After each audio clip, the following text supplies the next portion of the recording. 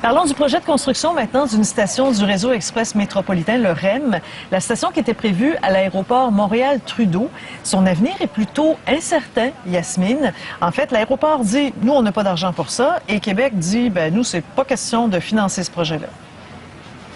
Exactement, Julie. Québec dit qu'ils ont mis suffisamment d'argent dans le projet du REM. Plus d'1,280 milliard de dollars ont été investis. On y ajoute également 192 millions de dollars pour les mesures de mitigation. Alors, du côté de Québec et du côté du ministère des Transports, on estime que c'est au tour du fédéral, d'autant plus que l'aéroport dépend du fédéral et non du provincial. On va écouter tout de suite M. Bonnardel. Il sera suivi du député Stéphane Bergeron du Bloc québécois qui abonde dans le même sens.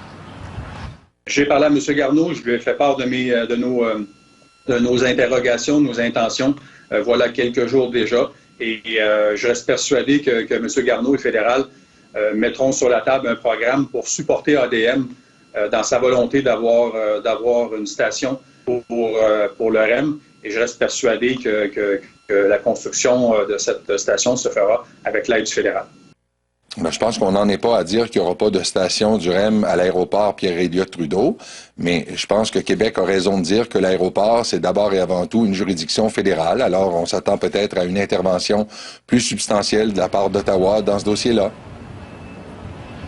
Alors, le milieu des affaires montréalais pense que cette sortie du ministre Bonnardel, c'est seulement une façon d'amener le débat et les négociations sur la scène publique. Du côté d'Aéroport de Montréal, on nous dit qu'on ne commentera pas la situation pour la simple raison qu'ils n'ont pas encore reçu de confirmation officielle de la part du ministère des Transports, donc de se retirer de ce tour de table. Merci beaucoup, Yasmine.